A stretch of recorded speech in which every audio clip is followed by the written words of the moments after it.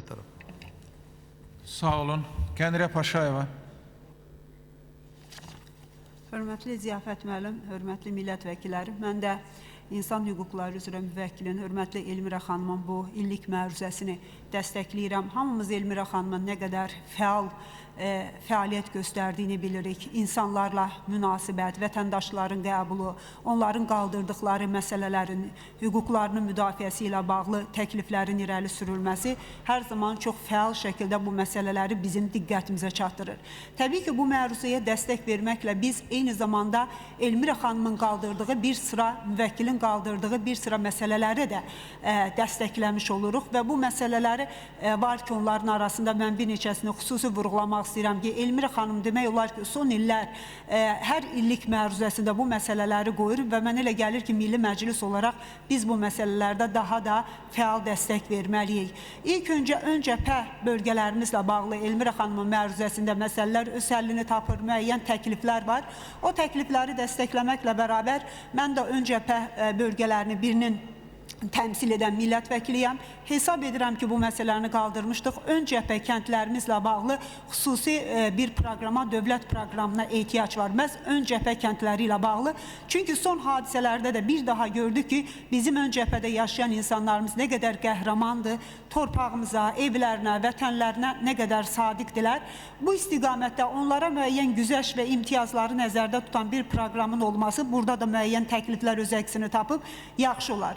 İkinci elə şəhidlərə gəlmişkən, mən bir təklif səsləndirmək istəyərdim buradan bizim banklara müraciətlə, bu yaxşı olardı.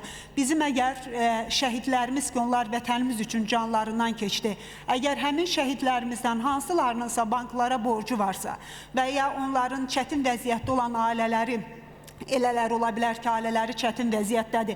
Banklara borcu varsa, mən elə gəlir ki, bizim banklarımız bunu dəyərləndirərək həmin şəhidlərimizin, əgər banklara borcu olan varsa və ya ailələrinin bu borçlarının silinməsi məsələsinə baxmaları onların tərəfindən cəmiyyətə verilən çox önəmli bir mesaj olardı. Bunu da söyləmək istəyirəm. Elmira xanımın vurğuladığı xüsusi məsələlərdən biri autizmli uşaqlarla bağlıdır. Biz aprel ayındayıq və aprel ayı bütün dünyada autizm ayı kimi qəbul olunur və autizmli ailələrin, autizmli uşaqlar, yəni autizm sindromundan əziyyət çəkən uşaqları olan ailələrin müraciəti də var idi.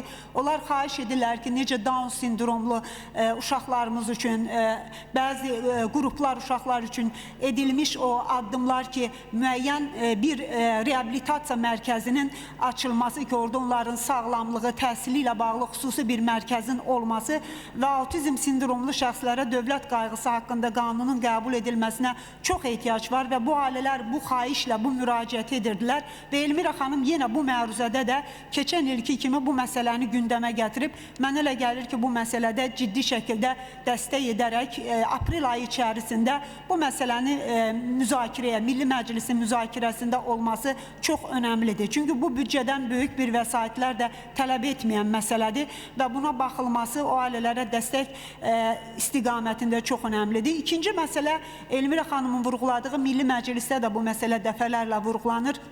Bu da əslində büdcədən böyük vəsait istəməyən bir addımdır. Bu ağır dərəcəli və total eşitmə azlığı olan uşaqlara vaxtında koklear implantasiya əməliyyatı ilə, yəni daxili qulağın protezləşməsi əməliyyatının aparılması ilə bağlıdır. Çünki bu uşaqlara çox kiçik yaşlarında yardım edilmədiyində onların hamısı demək olar ki, əlil statusunda sonra yaşayırlar və dövlət də, belə deyək, kifayət qədər vəsait xərcləyir. Bu vəsaiti zamanında o əməliyyatlara verməklə həm onların həyatını xilas etmək olar, həm də dövlətimiz, belə deyək, gələcəkdə bu qədər böyük vəsaiti də ayırmaq məcburiyyətində olmaz. Bundan başqa, pasiyentin hüquqlarının müdafiəsi haqqında qanunun qəbulu məsələsi ilə bərabər Elmira xanım çox önəmli bir məsələyə toxunur. Bu qan xəstəliklərinin erkən müayinə və müalicəsini təmin etmək üçün DNK müayinələrinin aparılması məsələsi ilə tibbi genetik laboratoriyanın yaradılmasıdır. Xarici ölkələrdə ümumiyyətlə qan nümunələrinin DNK müayinələrinə göndərilməsi bir çox ölkələrdə başqa bir ölkəyə göndərilməsi hətta qadağan edilir. Buna millətin genetik fond məsələsi kimi də baxırlar. Ona görə bu çox ciddi məsələdir ki, bu DNK müayinələrinin aparılması məqsədi ilə tibbi genetik laboratoriyanın yaradılması bir çox xəstəliklərin, özəlliklə qan xəstəliklərinin müalicəsinə də kömək edər. Bu tək